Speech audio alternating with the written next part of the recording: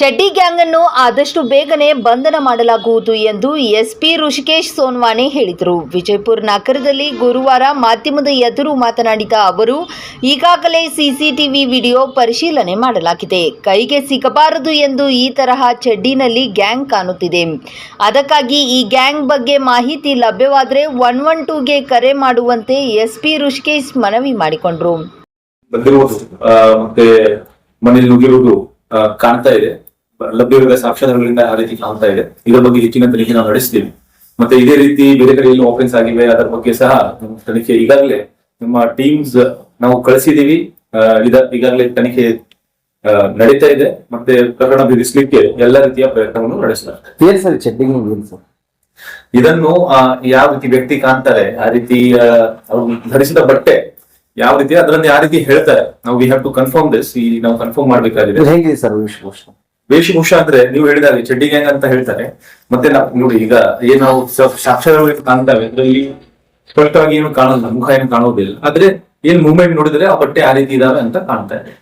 ಅಂದ್ರೆ ಬನಿಯನ್ನು ಚಡ್ಡಿ ಅಂಕಿಕೆ ಫಸ್ಟ್ ಅದು ಕ್ಲಿಯರ್ ಆಗಿ ಹೇಳಲಿಕ್ಕೆ ಆಗಲ್ಲ. ಬಟ್ ಫುಲ್ ಪ್ಯಾಂಟ್ ಅದಕ್ಕೆ ಅವ್ರು ಚಡ್ಡಿ ಗ್ಯಾಂಗ್ ಅಂತ ಹೇಳ್ತಾರೆ. ಆ ರೀತಿ ಯಾಕೆ ಆ ರೀತಿ ವೇಷ ಧರಿಸ್ತಿರ್ಬೋದು ಸರ್ ಅವರು? ಅಂದ್ರೆ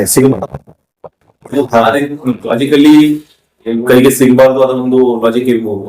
ಬಟ್ ಅದೇ ರೀತಿ ಅವರು ಎಲ್ಲ ಈ ರೀತಿ ಬೇರೆ ಕಡೆ ಸಹ ಆಫೆನ್ಸ್ ಆಗಿರುವುದು ಇದಕ್ಕಿಂತ ಮುಂಚೆ ಆಗಿದೆ.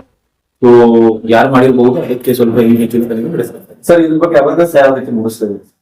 ನೋಡ್ರಿ, ಅವೇರ್ನೆಸ್ ಅಂದ್ರೆ ನೋಡಿ, ಯಾವ ಸಸ್ಪಿಷಿಯಸ್ ಮೂವ್ಮೆಂಟ್ ಕಂಡ್ರೆ ಫಸ್ಟ್ ಆಫ್ ಆಲ್ ಜನರು ನಮಗೆ 112 ಇದೆ, ಅದಕ್ಕೆ ನೀವು ಫೋನ್ ಮಾಡಬಹುದು. ಅದು ಎಲ್ಲ ರೆಕಾರ್ಡ್ ಆಗುತ್ತೆ, ಪೊಲೀಸ್ ವ್ಯಾನ್ ಅಲ್ಲಿ ಬರುತ್ತೆ, ಅವರು ಸ್ಪಂದಿಸ್ತಾರೆ. ಮತ್ತೆ ನಮ್ಮ ಅಧಿಕಾರಿಗಳ ಫೋನ್ ನಂಬರ್ಗೆ ಸಹ ನಾವು ನಮ್ಮ ಸಿಬ್ಬಂದಿ ಅಧಿಕಾರಿ ಅದಕ್ಕೆ ಸ್ಪಂದಿಸಬೇಕು. ಸಂಬಂಧಪಟ್ಟ ಬೀಟ್ನವರಿಗೆ ನಮ್ಮ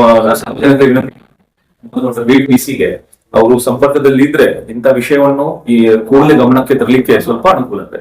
ಸರ್ ಈಗ ಗೋಳುಮಟ್ಟ ಏರಿಯಾದಲ್ಲಿ ಮೈಕ್ ಹಾಕಿ ಅನೌನ್ಸ್ ಮಾಡ್ತಾ ಇದ್ದಾರೆ ಸರ್. ಈಗಾಗಲೇ ನಾವು ರಾತ್ರಿ ಹೊತ್ತಿನಲ್ಲಿ ವಿಜಯಪುರ ಜಿಲ್ಲೆಯಾದ್ಯಂತ ಅಲ್ಲಿ ಚೆಕ್ ಪೋಸ್ಟ್ ಅಲ್ಲಿ ಹಾಕಿದೀವಿ, ನಾಕಾಬಂದಿ ಮಾಡ್ತೀವಿ.